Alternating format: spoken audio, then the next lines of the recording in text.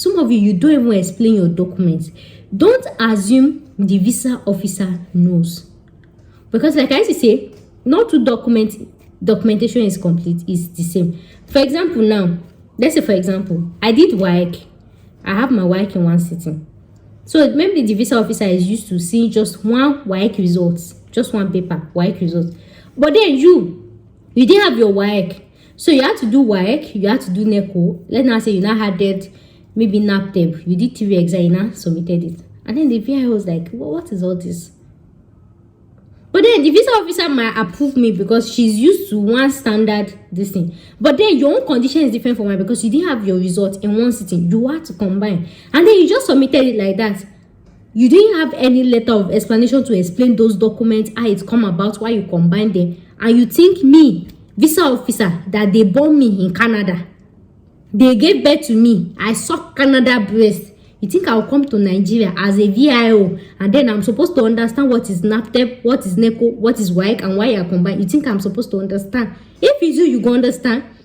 As you are now, if I carry you go US embassy or Canada embassy, and they say you should approve somebody's visa coming to Nigeria, and the person is submitting what's all this their exam, all this GRE, all this GMAT or anything, you go understand. See, I hear one gist you. I don't even know whether it's gist or be skinable. You people know that anytime I hear gist like this, it's not something that I'll come and give you people. You know that, especially Nigerians, please, Nigerians come forward, because it's we that this life, this world people, they are against us, that we came to this skinny. That's why I say, let me come and tell you people this gist. People should come forward. You know that in this life that we have, they don't like us as Nigerians. Any small thing they will deny us. And the two countries that used to deny us very well without doing anything is number one, USA. The next one, number two, is Canada. The third one, Germany. The fourth one, which one they deny us very well? They shall leave those ones. Now, leave USA, leave Germany, Canada, come forward. Sure, you people know that Canada used to deny us very, very well. You get? Before, okay, why did they deny you Canada visa? What's happening? But the gist that is coming to me now is Canada don't they give visa, especially for study in Canada. So all of you that is just coming to UK, I just let them come and tip you. That maybe they denied you before because of that you are going to UK. I just come and tip you. I know that I have a video where I mentioned, I talked about difference between UK and Canada. You can go and watch the video. I'll put in the link in my description box. I have playlists for UK, for Canada. Shall check it. So go and apply your visa. But this is not to rule out that Canada is still not denying visa. They are still denying visa.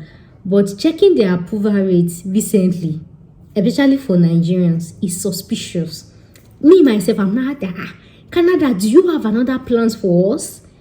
Do you have any other hidden plans that we don't know about? Why are you suddenly approving our visa just like that? So what was that sudden change, you know?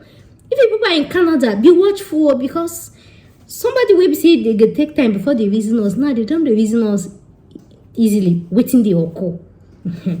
So the best time to move to Canada is now.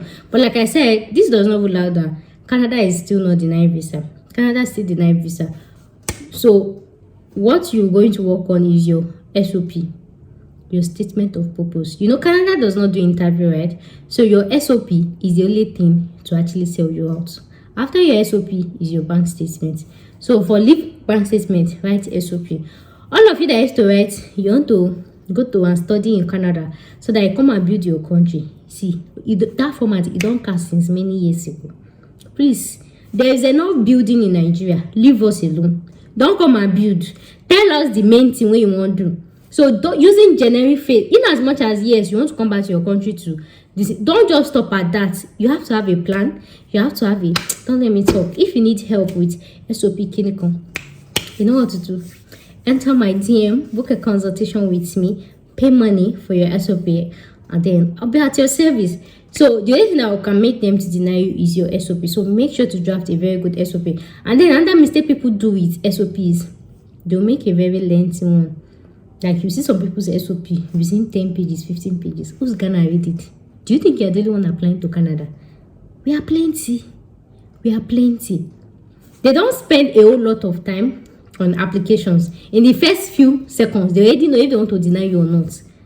So make your SOP as short, not as short as you can. Straight to the point. Don't say story. Don't tell us how you grew up. We don't want to hear. So just straight to the point. If you can do it in tabular form, straight to and make it readable. Not even readable, scannable. Just same way employers go through your CV. So if employers that is recruiting you, for example, an employer now, they submit like maybe 100 CV or 150 CV. Even an employer scan through CV, and then you expect Canada that goes through thousands of applications manually to sit down and be reading your statement of purpose. Say you'll be waiting. As per you be what? You are related to Buhari. I be you're a family member. Nobody got time to sit down. You ask yourself if you're working in the embassy. Do you know how many statement of purpose they read every day? Sometimes go with where I do research, which sometimes when I see information, I skip and in fact, I don't even have that patience to sit and read something. I just can't. As normal human being where I get. So you not think a VIO officer, a visa officer will not sit down because they are jobless. Because they are paying them $1 billion, now sit down and be reading 15 pages of SOP. Why? No, why? Ask yourself. You yourself, if they tell you to read that statement of purpose, can you even do it? Please, let's be guided. So make your statement of purpose as short as possible as it can, yet very meaningful. Go straight to the point. Highlight the, like I said, if you need this thing, get money. So highlight the cocoa of the they don't care where you eat, where you grew up, or your father's family, your kinecon. They want to know what inspired you. Why you picked Australia? Australia. Why you picked what's it called? Canada. So many things like that. Don't let me tell you the main one. Come and pay for it.